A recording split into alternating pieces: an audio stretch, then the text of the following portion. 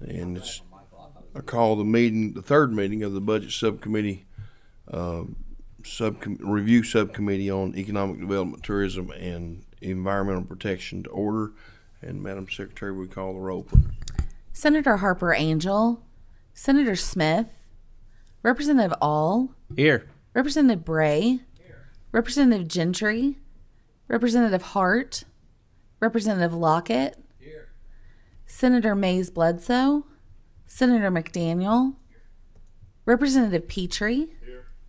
Representative Reed, here. Representative Weber, here. Senator Boswell, Here. Chair Fugate. Here. And before we go into our presentation, we've not had a quorum the last couple meetings, so I need a motion to approve the minutes for June the 7th, 2023 and July 19th, 2023. We have a first and a second. All in favor? Aye. Aye. Opposed? All right, minutes are approved. Today we have Secretary Noel, and we're coming right familiar with each other on this committee. From the Cabinet for Economic Development, presenting on an update of the Kentucky Product Development Initiative. And so at this time, I'd ask all of you to raise your right hand to be sworn. And do you swear or affirm to tell the truth, the whole truth, nothing but the truth, so help you God? All right, introduce yourself for the record, and you may begin. Good morning. My name is Katie Smith. I'm the Deputy Secretary of the Cabinet. Good morning, Matt Wingate. I'm the General Counsel for the Cabinet. And my name is Jeff Nolan. I'm the Secretary, and it's a pleasure to be here. I think it was just a couple of weeks ago we were in this room, which we were had to cut short our presentation. So if it's okay, Representative Fugate, I'm going to just triple our presentation and added a bunch of slides to make up for what we didn't talk about last time. No, Brother, if you want to talk that long, I guess you can, but I'm leaving in an hour. So, well, I've already been told there's several people leaving, maybe even sooner than that. So we will try to cut it short. All right. But you as just always, to give the information we need, and we appreciate you being here today. No, it's always a pleasure to be here, and we do want to make sure we cover the things that were asked of us, including what we have accomplished, not just in the KPDI, but overall what's been the return on investment that comes from the wonderful funds and the support we get from the legislature. Talk a little bit about where we're going relative to our mission.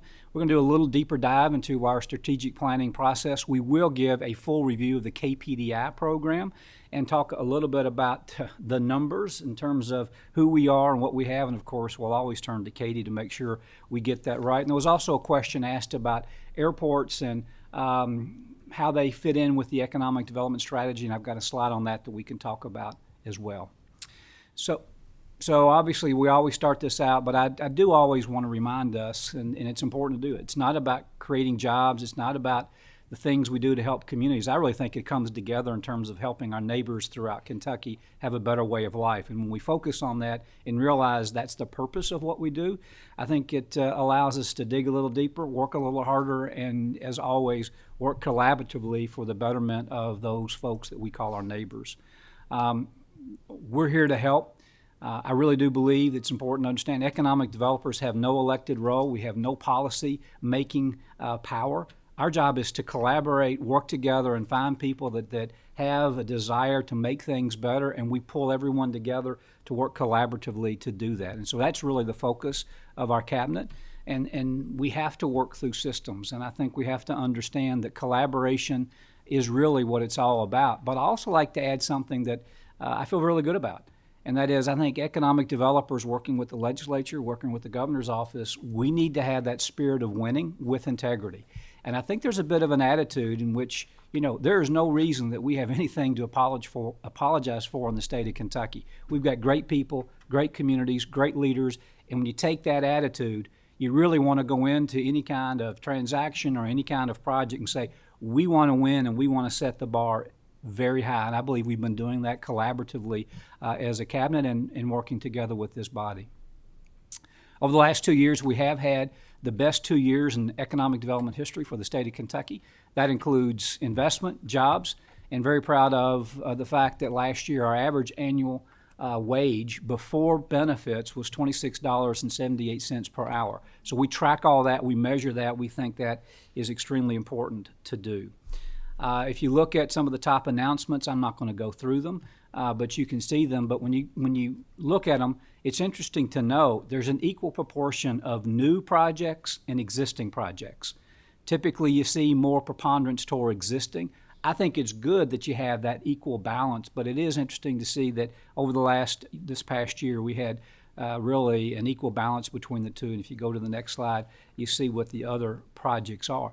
Let me also call out one that is important for me to do that. Some projects don't hit our wage targets, and yet they may be in an area where there's a bigger impact, or as in the case of a project like Trader Joe's, we met with the leadership team and we discovered that they were very, very focused on making sure their workforce had flexibility, that they viewed those jobs as almost pathway jobs that could lead into other employment opportunities, getting the kind of training that they offer. And they have a lot of very flexible program for single head of households. And we thought that's the kind of company with that kind of a philosophy that even though perhaps their wages aren't at the same level, that we'd try to go after. I call that a very strategic company that creates bigger benefits beyond just the jobs and investment. If you look at our wage growth, again, I just go back to this number because $26.78 per hour is a great number, and it's the best ever in Kentucky's history, except for the year in which UPS, we worked with them for some 1,000 pilots, and having run our business aviation and our local airport for Whirlpool, pilots are in demand. They make pretty good money, and I think it's great to have had that kind of year in 2019. Another important number, and I believe very strongly that our strategic direction going forward is we're going to do more in this space. How do we really track and show the things we're doing for small businesses, startup companies, high-tech companies, and over the last 2 years, I'm very pleased that we've been able to directly support with our programs companies that have added and created 90 new jobs over some 170 different projects, representing an investment of over $190 million. Now, you get a Blue Oval project, you might think those numbers pale by comparison. In my humble opinion, these are really the kinds of projects that you go after them. They're going to be around for a long, long time, as will Blue Oval. But I just think that this is an area where we can continue to do more. And Representative Fugate, this is an area, too, that I think with some strategic direction, maybe even some flexibility in our programs, we need to use these kinds of tools and these kinds of focuses all throughout the state and on different areas maybe that perhaps haven't had those big projects that have come in. We want to focus on that. We have, and we'll continue to do so. Everybody gets tired of seeing it, so I'm just going to briefly highlight it. I think it's real important that we always focus on what is the cabinet doing, what is our vision, what's our mission, what are our goals, and you see the goals over there on the far right. And then also I look at things in our strategic imperatives. Make sure that we take care of the projects that we need to take care of. Make sure that we're really building a strategic roadmap to build better and build off our successes. I think from an operational perspective, flawless execution on all the projects that we have announced is critically important. Most people don't realize, and I can tell you from personal experience, we spend the vast majority of our time not in working with the company leading up to a ribbon cutting or an announcement. We spend almost all of our time working with companies once the announcement is made, making sure permits are granted on time, make sure that all the things done for workforce get taken care of, getting all the right kinds of utility lines put in place, whether it's including working with the electrical companies. It takes a tremendous amount of time to get it right, but that's also the single best way to have a reputation of when you say you're going to do something, you get it done on time. That brings us other projects. So that's why that's actually an operational priority for our cabinet, and I suspect it will continue to be so going forward. Next slide. Again, something we've talked about before, but philosophically, I'm not big into chasing new companies. I'm much more focused on our core industries as a state and those companies that make up those core industries. And if you think about it, our job is to help those core industries as they move beyond their core or change a little direction or go way beyond their core in terms of extending it, that we're there to support them. And even though the EV industry may feel like it's a new industry, it's technically just an evolution of a core automotive sector, and we've been assembling automobiles in the state of Kentucky for some 111 years. So that's why we try to focus on our core industries, our existing industries, and with that will come new projects and new opportunities along the way. How do we help? All kinds of things, whether it's site evaluation services, listing all the various sites we have across the state, making sure we can bring people together, connecting folks into the workforce programs, or actually one of my favorite programs is every Monday we invite communities to come up. We have lunch together. We invite our entire staff, and we work through their issues. We talk about their visions. We help them think about where they're going, and if there's specific problems we need to address, we do that. And I think over the last 2 years, we've now had 69 of those community visits, and we will continue to do that in addition to making sure we go out into the state and go out into the community, and that's the other thing that I enjoy doing. The only thing I don't enjoy is the weight I keep gaining because, man, when you get to Rockcastle and some of the other areas of the state, there's nothing but great food, and I can't say no. But it is really, truly that combination, I think, of what we have to do working and being with the Economic Development Organization. We have incentives. I've said in this body, I think, many times, I do not like incentives. I just don't. But yet I'm also a pragmatic person. It's a fact of life, and you got to deal with them. My philosophy is I will give maybe 10 to 15 cents more than we have to, but let's not give $1 more than we have to. And I think that's also a culture, and it goes back to that spirit of winning. When you know you got a great product and you know you're trying to sell something and somebody's on the buying side, understand their job is to get everything they can from you. It is okay to draw a line in the sand, as I've told the team. If we draw a line in the sand and we lose, we're going to be proud of it. And I think if you build that reputation, it also has companies and site consultants have greater respect for you when you say, hey, this is our best and final, and there's a reason behind it.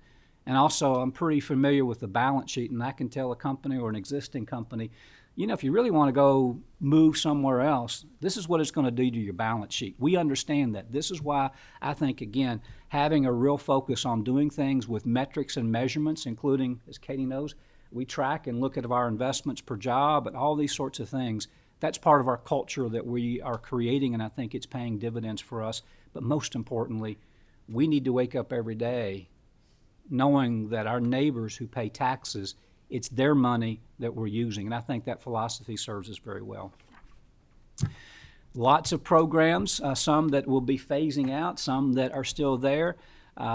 These tools are important, but I think you have to use them in an intelligent way.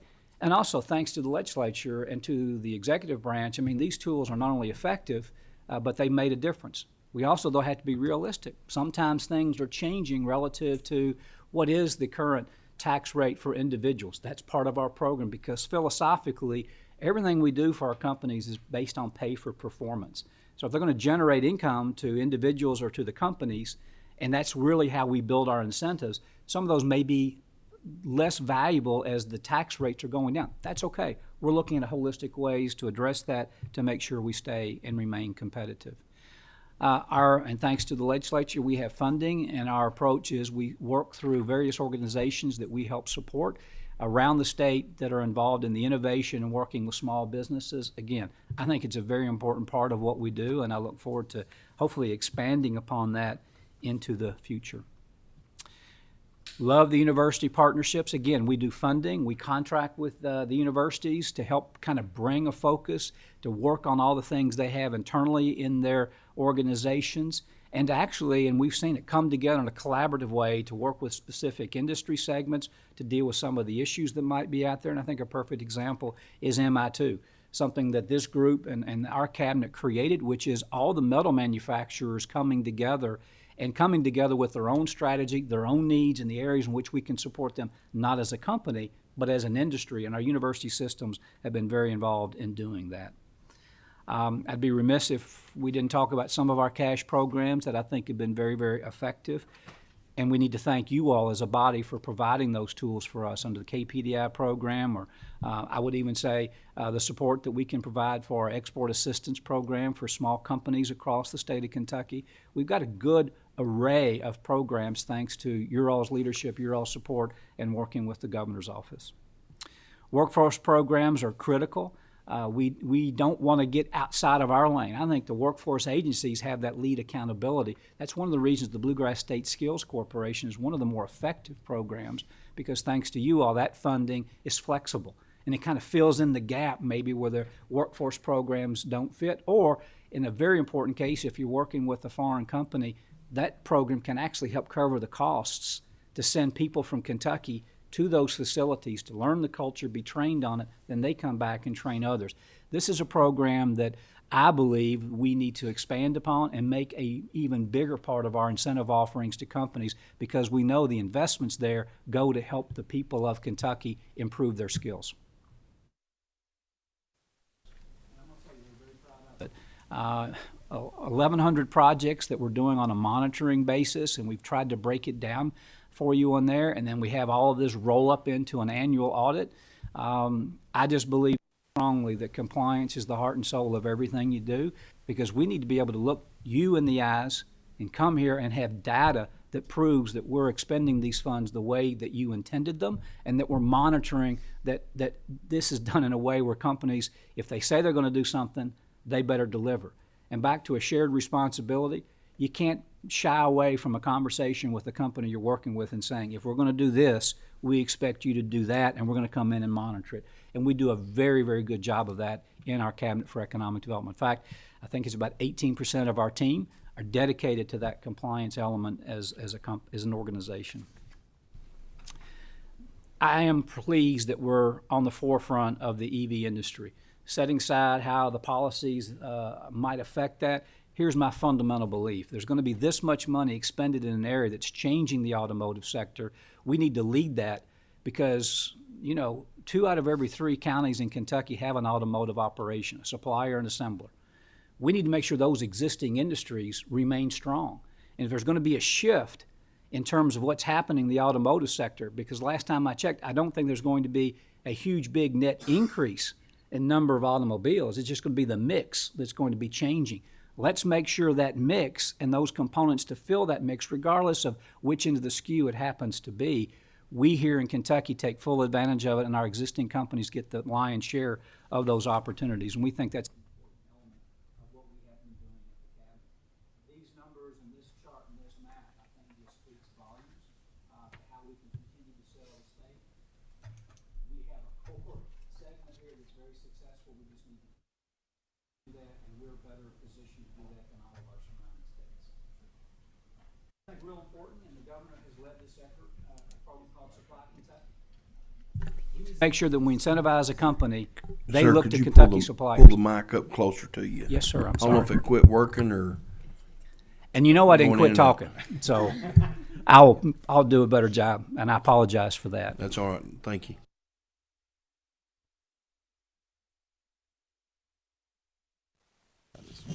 Maybe switch microphones. Somebody's got a button and wants me to stop talking, I think, Mr. Chairman. I think it's good now. Okay, thank you. Supply Kentucky is something the governor initiated.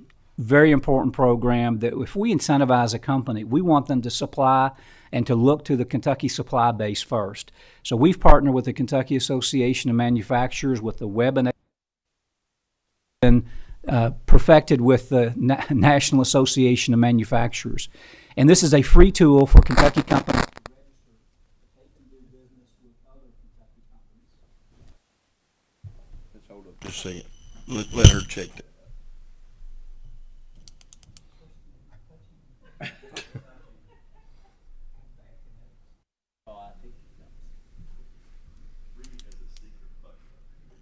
I believe it's time for me to take questions. Is that where we really are in the presentation?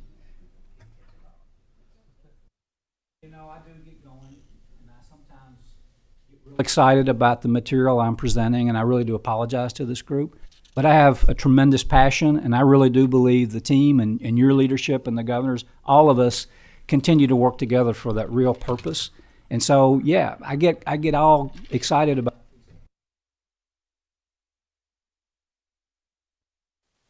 I think it really matters to be before this body.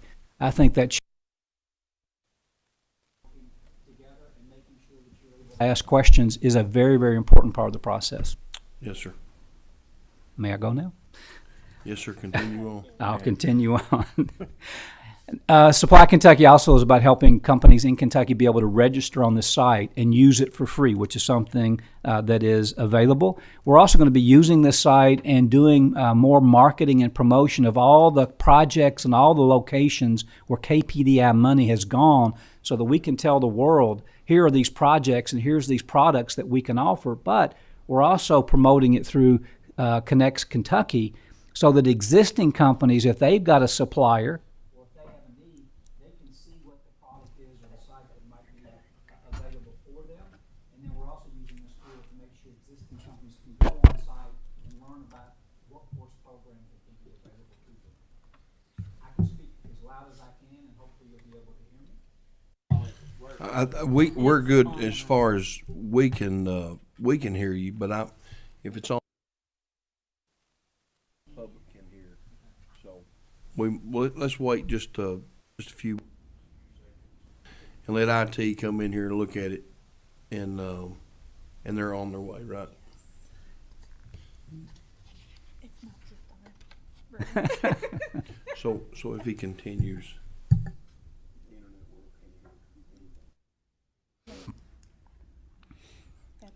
Yeah, let's hold up just for a second.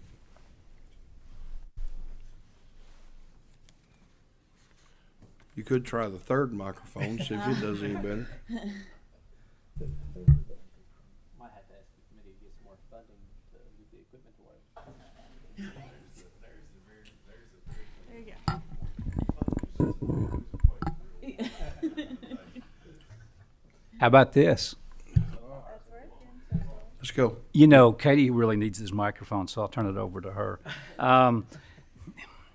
On a per capita basis, we lead the country in terms of foreign direct investment. It's been going on for a long time, and obviously I think the foundation of that would go back to Toyota. But again, I think it's important to track it, understand it, realize how important it is to us. And if you look at just in 2022, we provide to you the projects that came from various parts of the world to here in Kentucky. And 11 projects from Japan representing almost $2.7 billion, 6 projects from Germany, 43.6 million, but over 1,000 jobs. Again, it's just data points, I think, to come back and realize, where are these projects coming from? Where are we spending our time? What's the payback that comes with them? And I think the other value element of tracking it this way, you can stand up in any group like I did in Washington, D.C. with a group from Taiwan and Japan and Korea. I was asked to make a presentation. When you show this slide and you show all the number of foreign direct investments, you make one statement. The companies around the world trust folks in Kentucky, and they're willing to.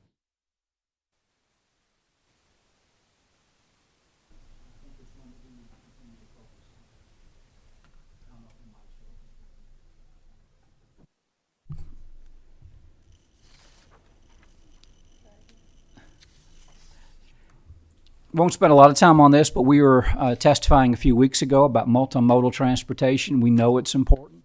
It's also important to have the kind of tools that it takes to continue to grow the state. And those tools can be ones that will never go out of fashion, in my humble opinion. River usage, rail, trucking, all those things are interdependent on one another. And having the data, understanding where we are, and working together to say where are some of those investments we need to make.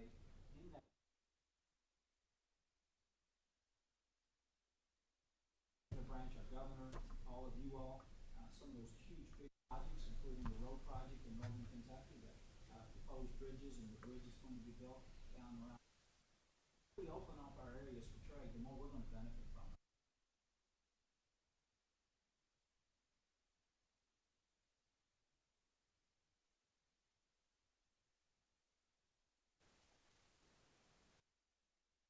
KPDI is also one of those projects, and thanks to you all, it's one that gives us a spirit of winning. It just gives us the tools that it takes to go out and do what we do, and I just want to thank you all for providing that funding.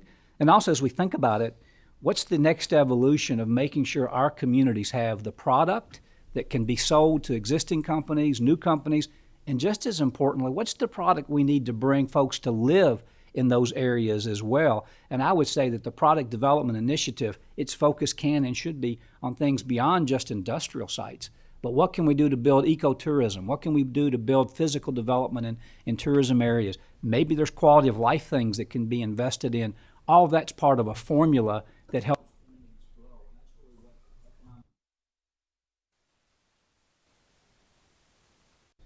By the numbers,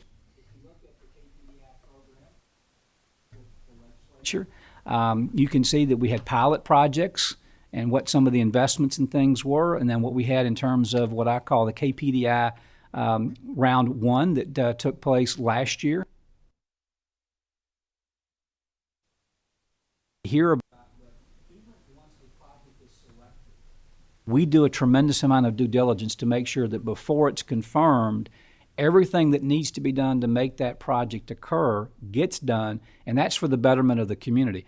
I've been around the fence a bit, and I have worked on projects where people jump in and think everything's done. They haven't done the due diligence on the site characteristics. They haven't really understood what it takes. Well, there's the water main over there, but they don't really understand what it takes to get it where it can be plugged in and make a difference. That's the kind of due diligence we're doing. So I understand that sometimes people say, well, we were awarded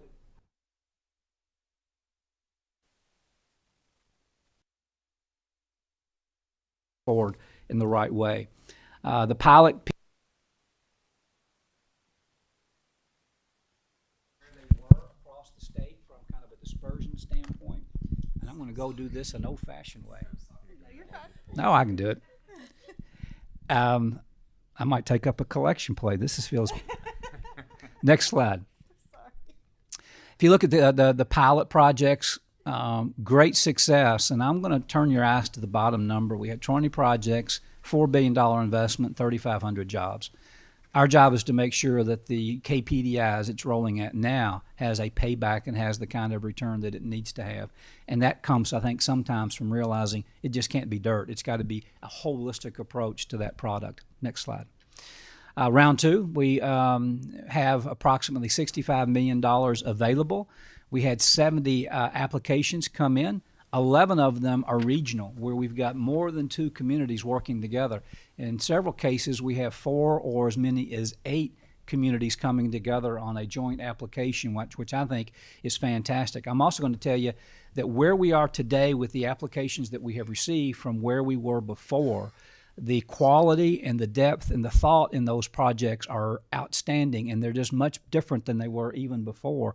And I've had one county judge tell me, and he actually participated in one of our workshops up in Johnson County, he said, the best thing that ever happened to us was being turned down, not once but twice.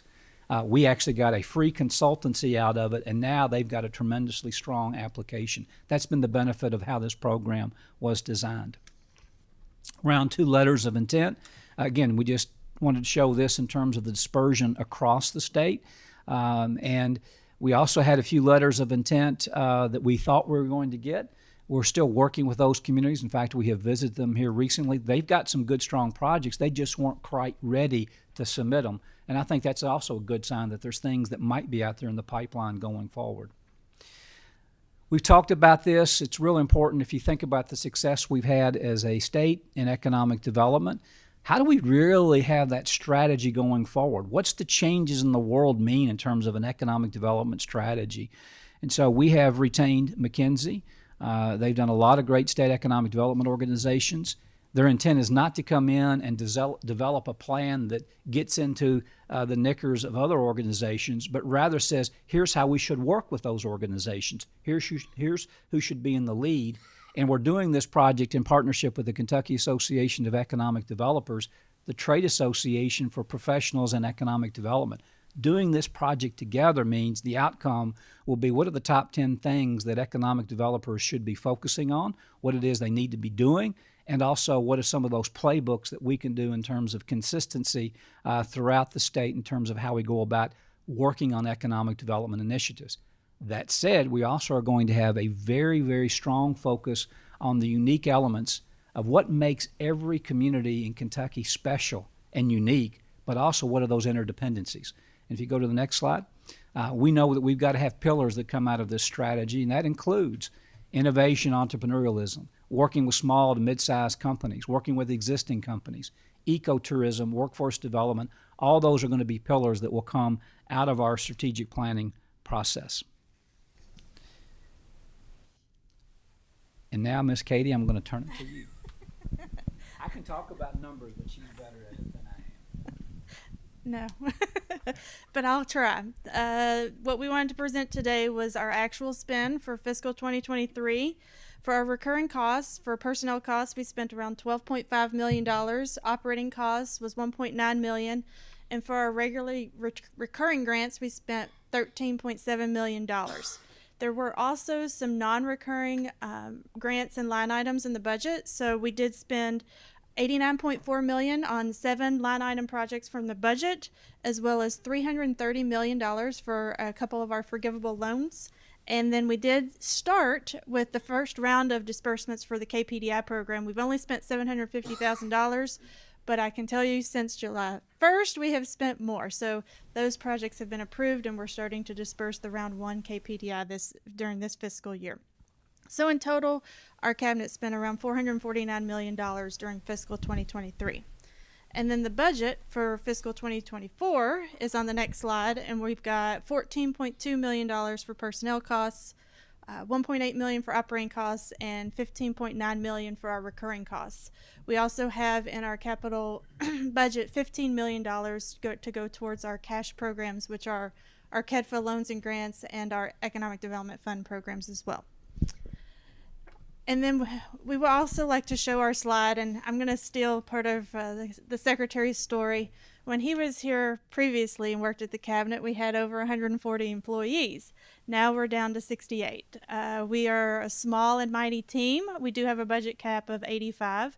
We are trying to fill our team, but we have a lot of great staff, a lot of professionals, and we work with companies and businesses. And so the hard part is businesses come in and they work with our staff, and they then realize how wonderful our staff is, and then they get to move on to greater, better opportunities, which is great for us because we've been able to work with them and help them accelerate in their career. So we like to celebrate when they get to move on in their careers. We do miss them, but we also are appreciative of what they were able to bring to our organization. And so we also like to share our staff because we're very proud of our staff. They're collaborative.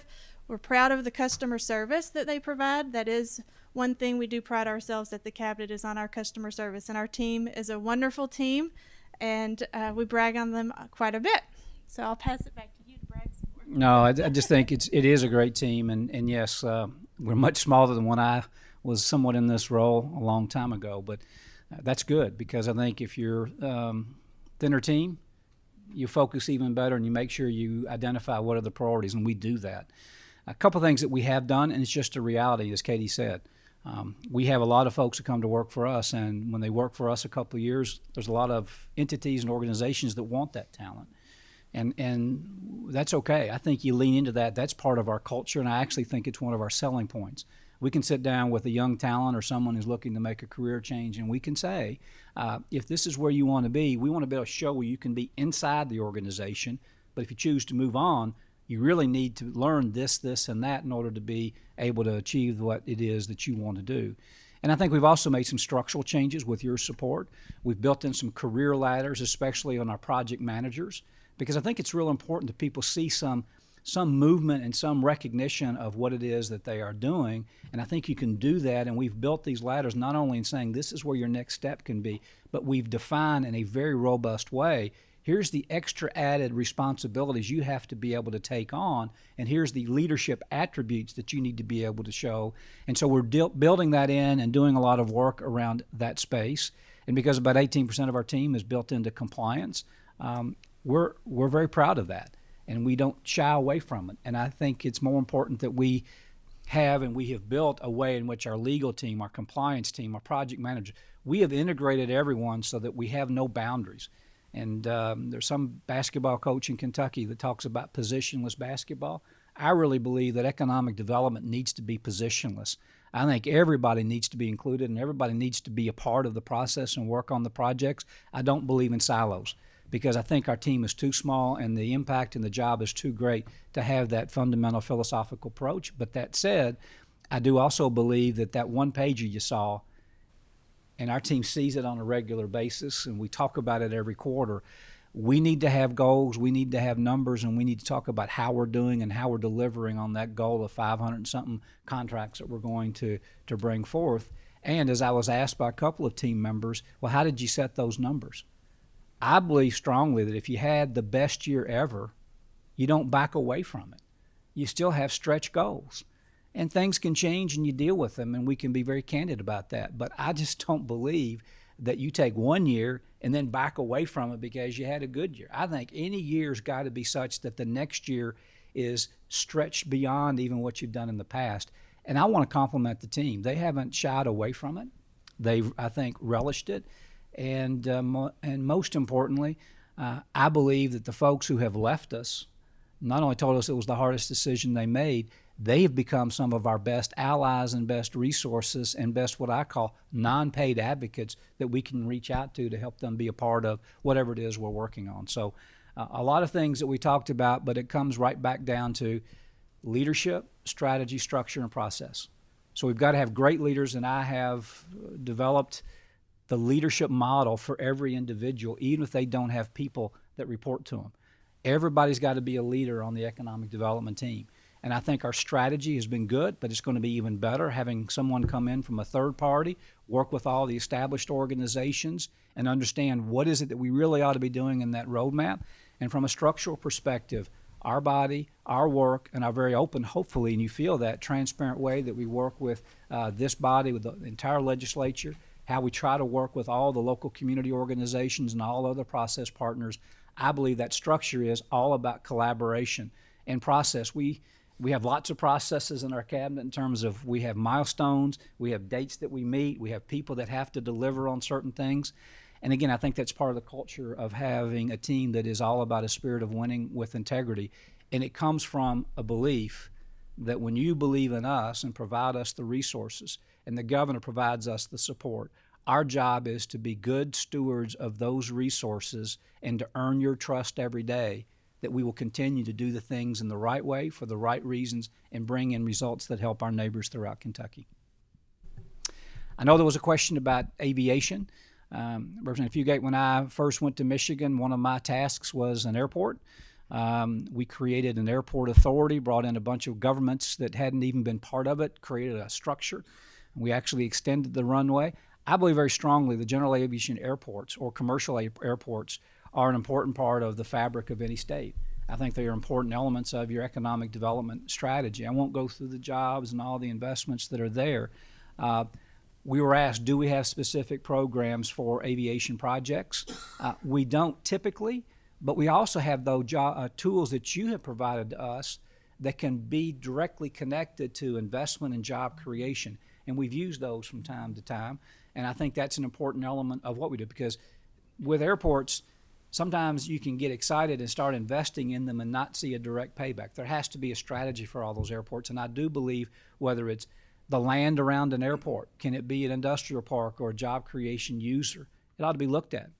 Madisonville, I think, is a great example. They went out and worked with their community college, and now they have their airport. It's part of a training operation, both in helicopters and going to be not only training pilots, but engineers and maintenance folks. That becomes an engine to bring in, no pun intended, an engine to bring in jobs. That's where we can help invest. That's where we can help promote. I've already committed to working with the community. We're going to identify all of the aviation suppliers and companies that make parts, anything around aviation. We need to be doing some direct outreach to those companies to get them to come look at Kentucky and specifically in that area. I think much like everything in economic development, there can be physical investments in airports, but it ought to be done in a collaborative, very strategic way with really well-defined inputs and outputs. And if you do that, airports continue and will always be a very critical part of our fabric as an economic driver in the state of Kentucky. With that, we're ready to take questions, and again, apologize for some of the mechanics, but I think we still got through it on time. Yes, sir. I appreciate y'all being here, Dan. Thank you for the presentation. If you go back to the slide on record-breaking momentum slide, I think about the fifth slide, question for you on that. In the 34,000 announced jobs, how many of those are actual jobs? Do you know? And here's what I mean. We had a company come into my district, and when it was announced 250 jobs. But it's 4 or 5 years later, and they're still at about 100. So and I know that businesses grow and it takes time. What's the reality of the 34,000 jobs? Is that reality in 24? Is that reality in 25? Up to through 20? Let me break it down in a couple of ways, and it's a great question, and thank you for asking it. So we've also worked with companies that when we incentivize them and we do our compliance and we meet with them, they've increased more jobs than those that were as part of that announcement. So our announcement's tied to the incentivized projects that we work on or the reporting we get from companies that we can then validate. Now, we don't go back and say, okay, on 12/31 of 2023, these are the number of jobs that have been created at that location, even though we have already announced them. So I would come back, though, and say two things. One, the power of our incentives in Kentucky is that it's pay for performance. And so if your company, and I do want to go actually chat with them, if a company is not creating the jobs that we had built into the incentive at the time in which those jobs were to be created, they don't get the benefits. So there is an inducement and there is a real benefit for them to come in and create those jobs. Now, typically what we do is if we find a company that's not able to get the jobs created, they're required, if they want to continue to be considered for incentives, to come in and ask for an extension and to explain to us why. And then we take it to our KITFA board and we discuss it and they approve it.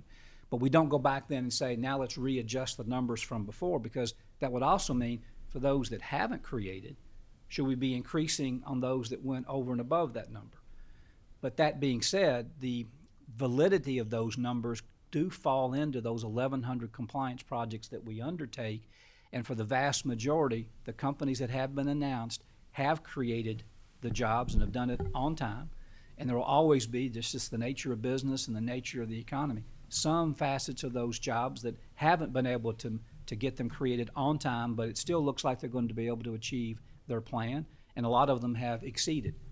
There's another number that I can get back to you on, and that's an important number, and that is of the jobs that have been announced, how many have yet to be filled, and that was part of the original announcement. Perfect example. I think there was an article about Bosch just now starting really to hire for that facility. It will be several years before that facility is up in operation. So there's a pipeline of these announced jobs that need to be filled. And I think that's the kind of number that we're sharing with the workforce agencies, and we need to do that on a regular basis so they can be thinking, okay, there's some 15, 16,000 of those jobs at this wage that still have to be filled. How do we go out and fill them? So Representative Fugate, it's not an exact science, but what is a very good exact science in terms of what was announced, what's incentivized, and how do we track them and make sure that they don't get, and they won't, get an incentive unless they create those jobs, because that's how this program is designed. I think that's the most important element of tracking those. Investment of 21.7 billion. What are the numbers, like this is 21, 22 numbers. What are the numbers back in 2020? Of course, I know it's a COVID year, 2019. And I've seen reports before that prior to 2017, that investment by Kentucky was around 2.1, or investment in Kentucky was around $2 billion a year. Then in 2017, we took measures. The legislature took measures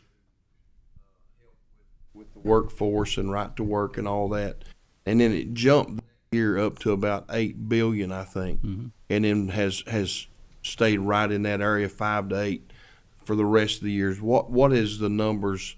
Do you have the exact numbers from those past years? I can get that information for you. I've got where we have been for the last 3 years, which is 47,000 jobs announced and almost $27 billion.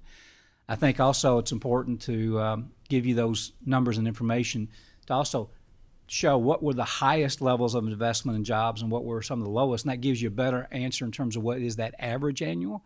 So it's a good question to have. Obviously, things that can be done to enhance the business environment, business climate, that relates and results in companies that are able to grow here better and faster and be willing to come here.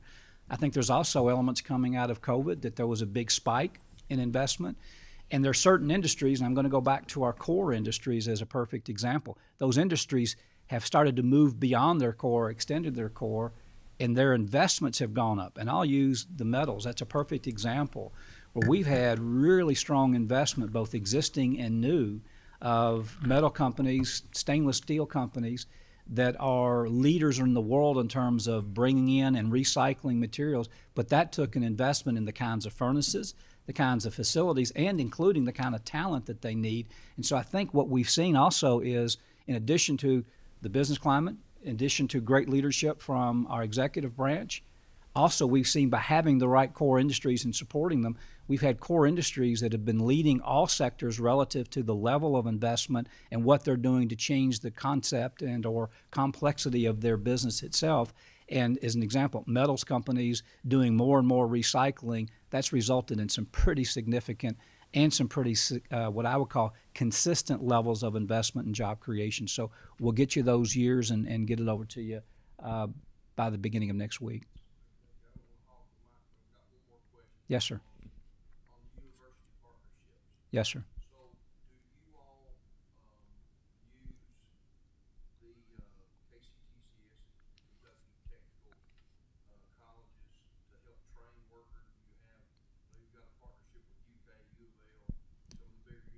But we have the technical colleges all across Kentucky. Do you partner with them also to help train hands-on workers? Yes, sir. And if I didn't bring that out, that's really on me, so my apologies. We could not do what we do without the community college systems. And best practices are, when you meet with a company, we make sure that the community college representatives, as well as the workforce investment teams, are a part of our presentations to the companies. And then when we follow up, we make sure that there are contacts made with the companies, whether they're expanding as an existing or new, to work with those organizations. And in many cases, the community college systems and the workforce investment boards come together and offer tailored packages for what we would need with our companies. And so, and it's really a great call out, and it's shame on me going forward. Those are what I would call the most strategic and important resource partners we have, because it's all about workforce. Right. And I think they do a fantastic job. I think there's opportunities that we can do better. And I think in one of those areas, which kind of goes to your question, we've got to find a better way in which companies have a seamless access to all workforce training providers, as opposed to each named entity having to feel like they've got to go in and meet with that company and promote their programs. I think some way, and we're seeing it, and it's really gratifying to see that kind of team spirit.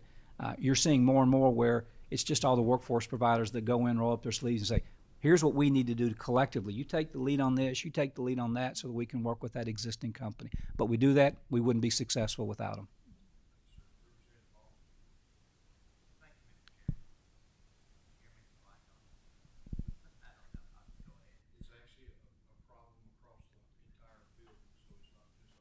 Okay, well, there we go. And I'm loud anyway, so it'll be okay. First, thank you for the presentation, Mr. Secretary. I want to encourage you never to apologize for your passion for our Commonwealth. I think that's needed by all the executive levels of our leadership and government. So please don't apologize. Just make that your standard and go on. And it's encouraging. We need coaches out there with that kind of attitude, and go get it to promote our Commonwealth across the country and across the globe for the economic investment that you're doing. So don't apologize, just go get it. On the airports, several members of the Central Kentucky legislative delegation have met with the Bluegrass Airport and some of their funding challenges that they have had. There's certain restrictions on what they are allowed as an airport to spend money on, and some other states, I think in particular like Tennessee, has a particular fund set up that does a match that allows them and then to apply for some federal funding. So I guess my question is, are we alerted to any difficulties with economic development incentives, or companies that are thinking about relocating here because of any deficits in our airport infrastructure? I know we had a big project, I guess it's 30 years ago now, when we relocated UPS to Louisville, and that was a major thing. So are we seeing any challenges in the airport I can't, first of all, Nick and the folks at UPS, the folks at DHL, even the folks at Amazon, we have lots of communications with them, and have not heard anything major or structural. There's always things like another interstate ramp that might help flow traffic and trucks better for UPS. We know that DHL's got a global commitment to begin to use more synthetic aviation fuels that they would like to work on. But we haven't seen anything that would come and say we have a natural impediment that's keeping us from being able to have the kind of companies we need. Now, let me fast forward into what the future might hold. I do believe that there will be, and I think there can be more companies that would be looking at co-locating on a general aviation facility for some kind of business, or UPS has got some what I call ancillary pickup points at different general aviation facilities across Kentucky. There may be more opportunities in those communities to find and source a company that's doing some kind of sales around the globe that would need that kind of co-location opportunity, which then might present, is there a need that needs to happen on that site? That's where I go back to, we do have some tools that we can use if we have a job creation opportunity, whether it's an existing company or a new. So we don't have a built-in system for tracking and understanding it. Perhaps that's something that we should do, and I'm all for it. But I haven't come across something that's been an impediment that we didn't have a tool to help a specific company to deal with some of those issues. Now, let me be real candid. On the scale of UPS and DHL and some of the others, we probably don't have the tools by themselves if there was to be something significant. But my experience is we all will rally together and work together to make sure we keep that natural asset of being the data says we're number 2. I like to say we're better than the other state in terms of air cargo shipments based on weight, because that's a huge asset for us to be that connected across the globe. Yes, it is. One follow-up question. You talked about your staffing shrinkage from about 140 down to, I think, 68 currently, and you have 20 some odd openings. Are you finding any challenges with bringing people onto the staff? I know you're excited when people get educated and get trained up and move on and grow their career, and that's a good thing for you all in the Commonwealth. But are there any, I guess, challenges to bringing people onto staff originally? Katie can answer. The realities are the realities. There's a war on talent everywhere. There's also other locations, other jobs, and other opportunities that pay more. And I think those are realities when you're trying to bring in talent that you just have to deal with. And I think we do a really good job of dealing with it. And also I think we just don't go out and find someone who on paper and even in the first and second interview, they got all the skills to fit the role. Because our challenge is, because we're so small and because I think the workload is what it is, we better make sure they're a good fit with the team. So some of that's on us, in that we don't just rush out and try to fill a job based on finding someone who looks like they can do it. In fact, they probably can. But somewhere along the way, we discovered maybe they don't have the right attitude or the right team spirit, or in some cases, that servant leadership approach that I think you got to have in working in government. So long answer to your question, typical things: wages, war on talent, ability to see promotion opportunities inside the organization. And but yet, if you want to come over someday, I'd love to introduce the team and the talent, because they could be working anywhere. I mean, the folks on either side of me, they've got professional licenses in CPA and being attorneys, and yet they choose to do what they do. It's not because they can't go out and find something else. And I believe that spirit and that willingness speaks volumes, and we celebrate that. But we always go through the issues of having to convince people what it means to take a pay cut, or why they're not going to make the kind of money they'd like. But when they get to know us and know what the opportunities are, they overlook that, and we've got a really talented team. By the way, I celebrate as much when we get a new hire as I do when someone takes something. So, Representative Lockett. Yes, thank you, Mr. Chairman. I just had a quick question. One of the things, as you were going through, I believe there's a slide on the pillars, economic development, and one of the major things that you left out, which I kind of want you to speak about, is tax strategy and tax policy of the state. If you look at a state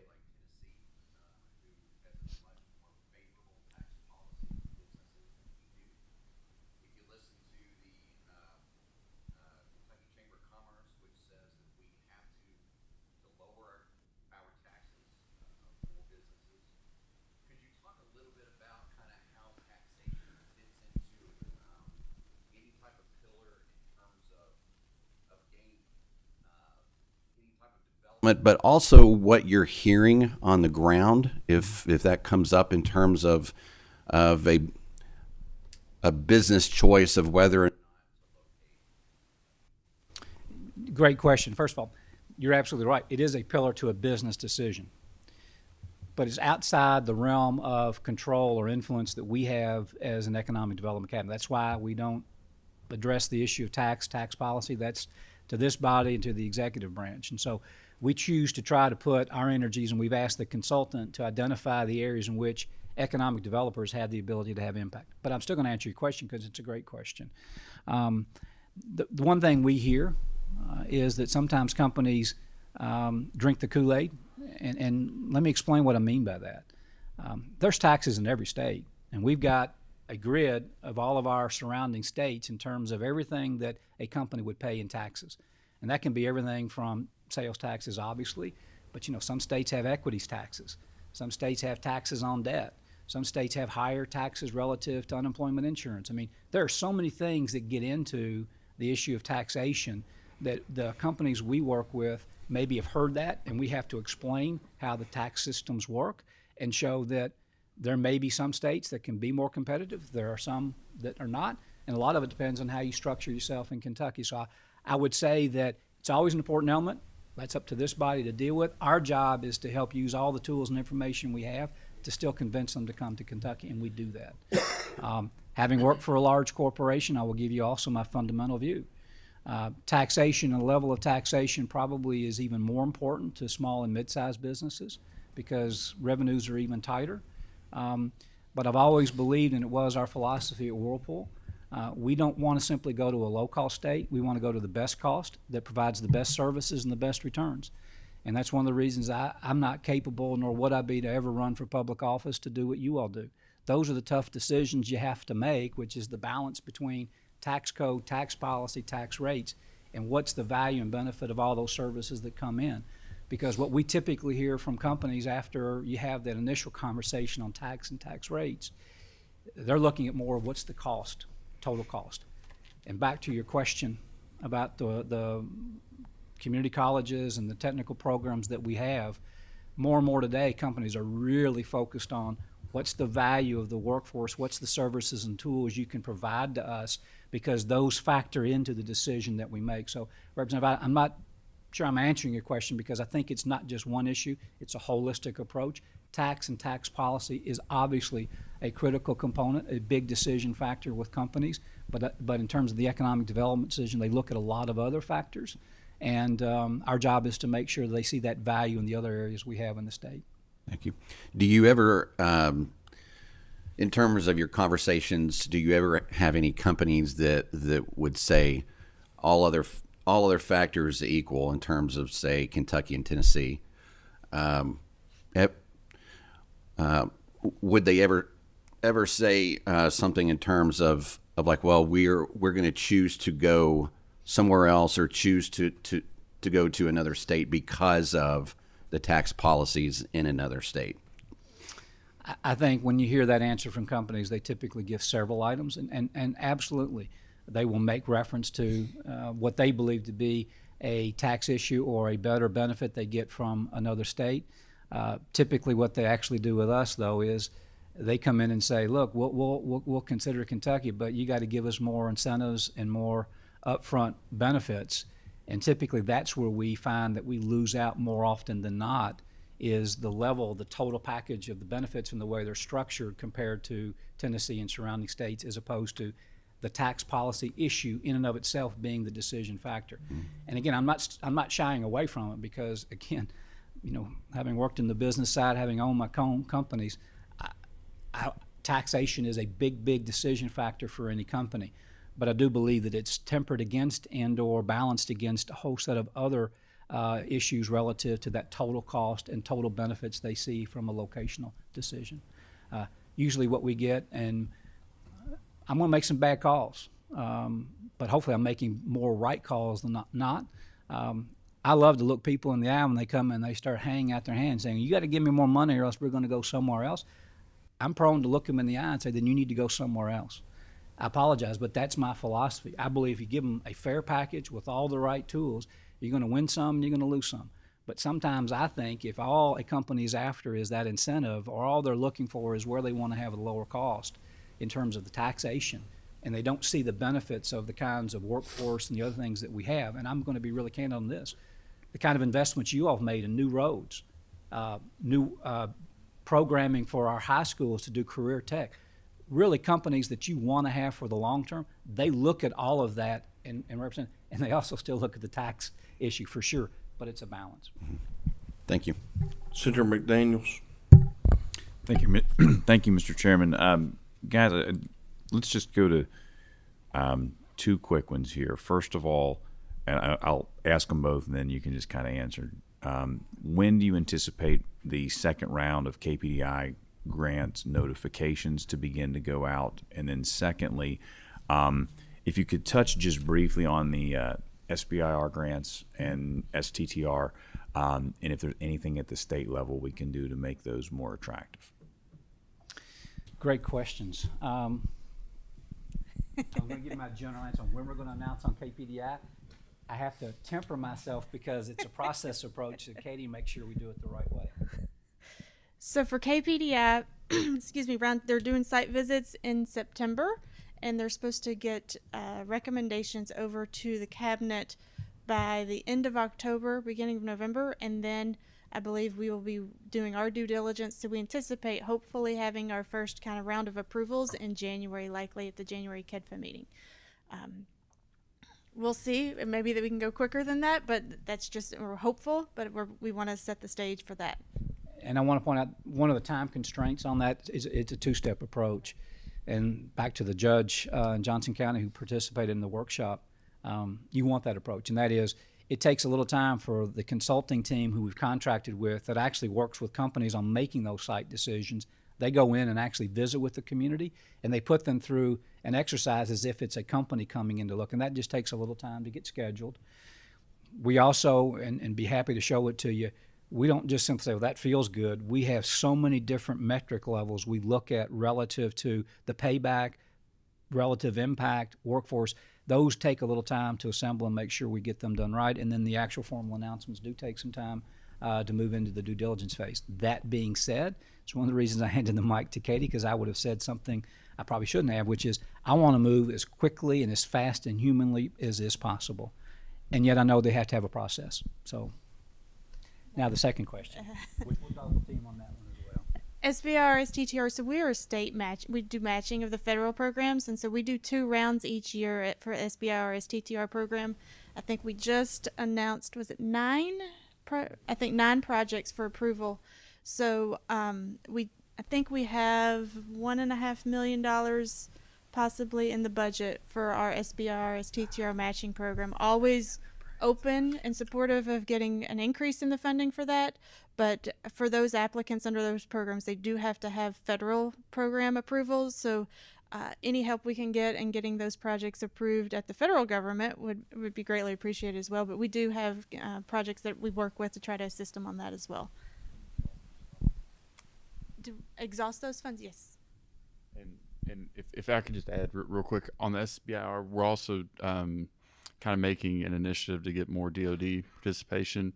Some of the actual phase, but you have to actually receive the phase of funding to get the matching. It's kind of complicated in terms of when DoD releases those funds. We're looking at ways to figure out how to make it a little more realistic based on a funding approach at the federal level.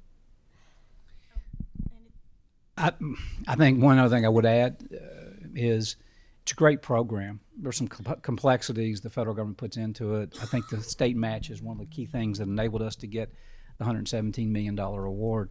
You know, I'm most proud of the fact that I'm a son of a banker. I won't tell you why that makes me an SOB by birth, but nonetheless, my dad was a community banker at heart, totally what he believed in. And our team's been doing a lot more webinars and some outreach and even working with the KBA.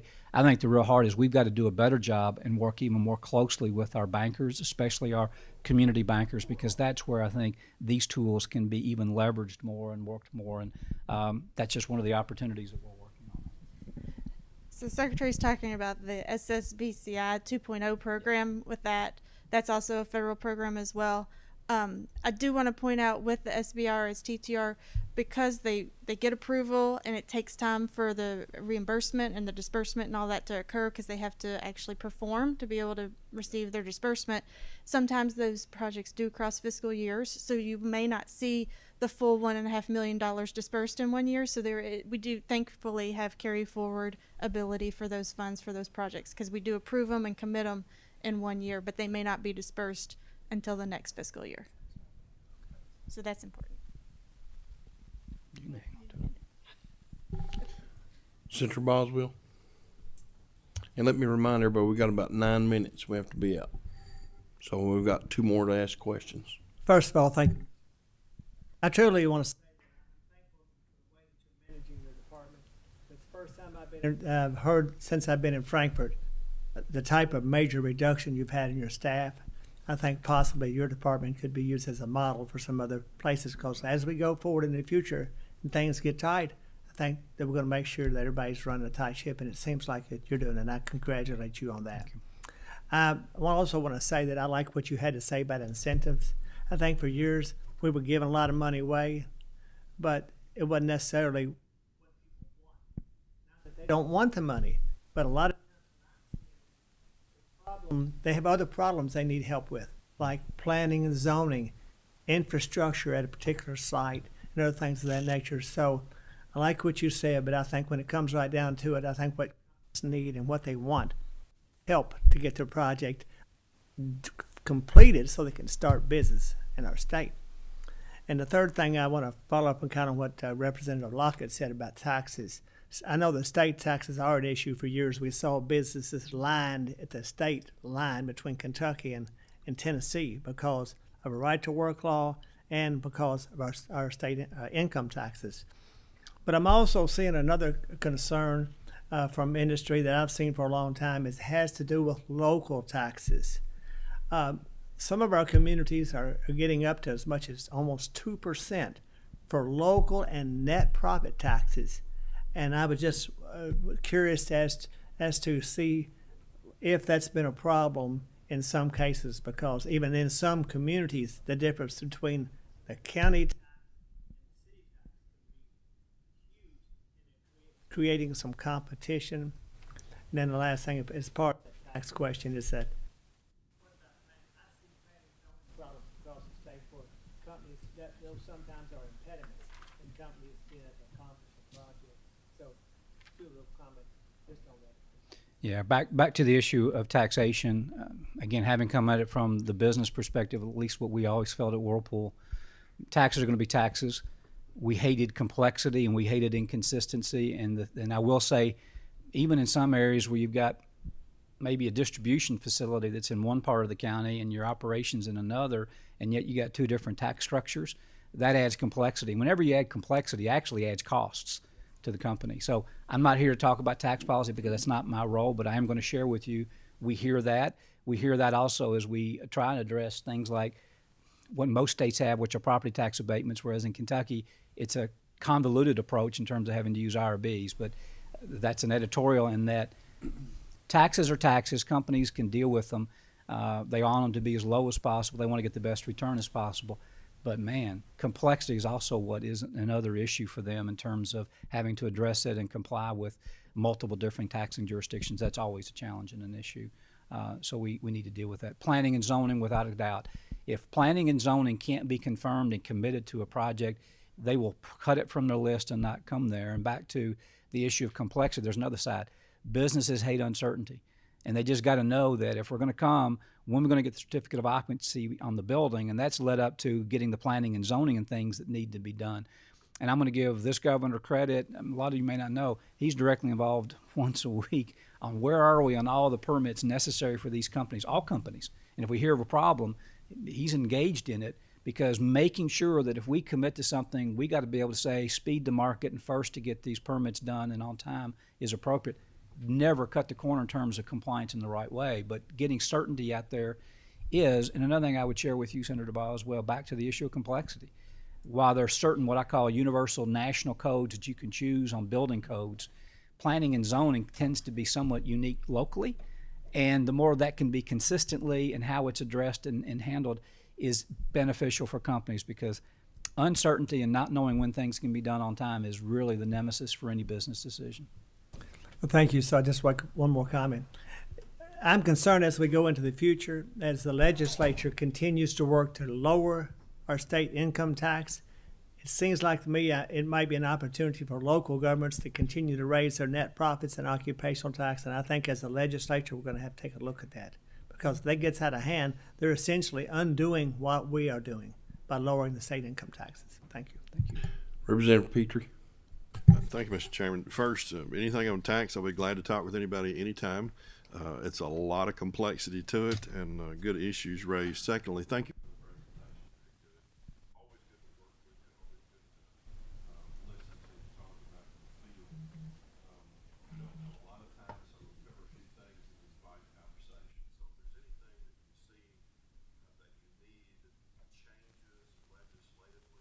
That's tough to us by October 1.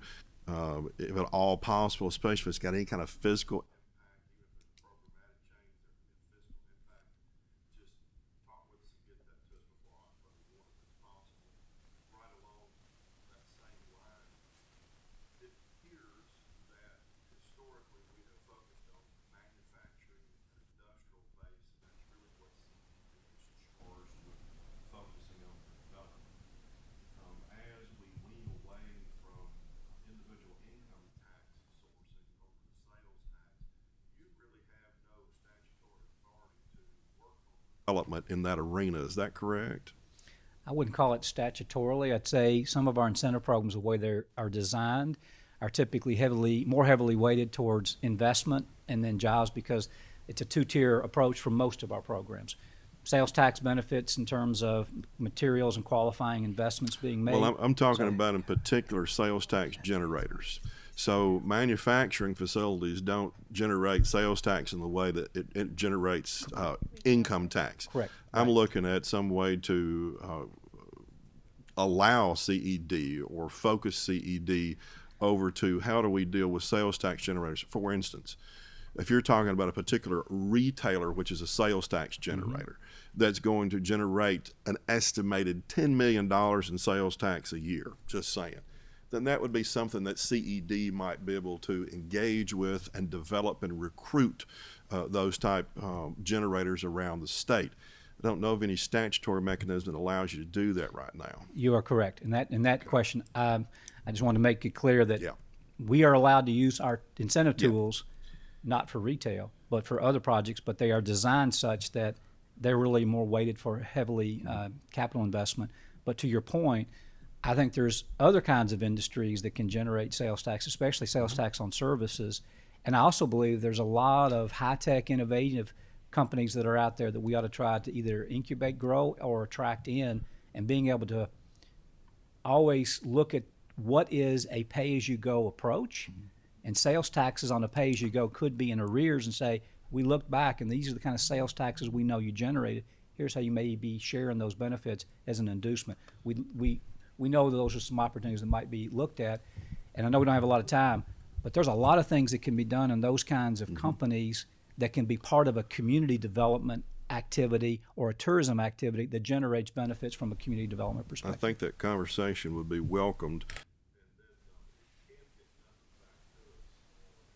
The expenditure world, but there's a question about narrative about too much money being spent on incentives for companies. And when I've looked at that on the expenditure level, it's like 400 million or something like that. And it may be less. So when you put that in comparison to a $15 billion general fund receipts, it's not that large. If you can assist with getting those type numbers of, we can see what's in your budget, but we're looking like. It's on our website. You want to pull it up?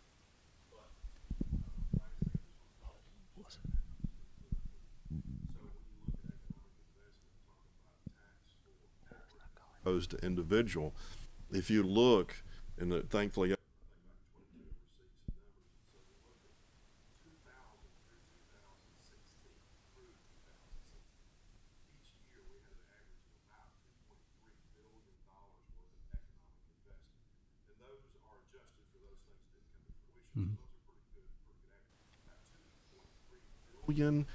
dollars of economic investment on average between the years 2000 through 2016.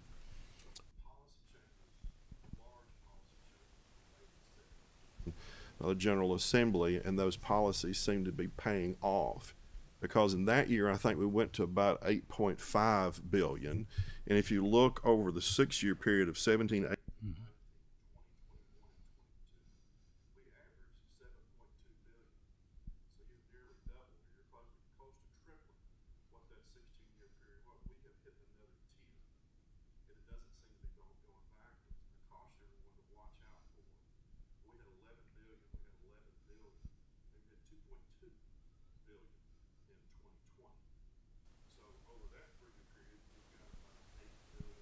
average, a little under, a little over, about $8 billion. Or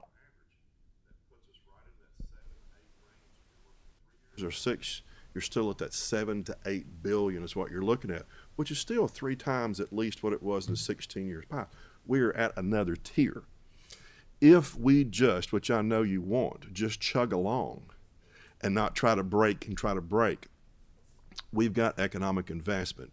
And I applaud you for the statement of, when someone is looking for penny pinching and someone is looking for the best deal, maybe they're not the best fit for Kentucky, because I believe that to be true also. We're looking for quality to recruit what is best for Kentucky, not just recruit because we need another number. And I'm glad you're saying that out loud. We've got the investment coming in, and it doesn't look like that tier is going to change. Corporate tax we can deal with, but it's over time. Right now, workforce, and once you get past that, you're looking at workforce, because we've got many thousands upon thousands running well over 100,000 jobs all the time that are open and we're trying to fill. The reduction in the individual income tax as opposed to reduction in the corporate tax after 18's revisions is primarily in 22 for the purpose of trying to get more people in. If we can't break the worker participation rate problem, or workers to participate. Perspective, don't look at the high. If we can just ride along at 7, 8, 9 averages over time, great. Look for the quality like you're doing, and I just encourage you to continue that. Thank you, Mr. Chairman. All right, that will conclude the questions. Thank you, Secretary Noel, and your team for being here today. We appreciate it. Yep, thank you. Very much. Our next meeting will be September the 20th at 9 a.m. Chairman will be Senator Boswell, and we are adjourned.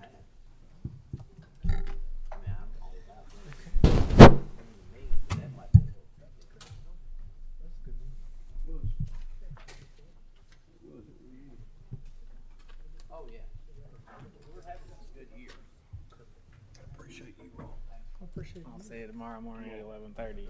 Yes, sir. I don't know if we. She does. I can't. She'll be back. She needs to go. She'll just check on the tech issue.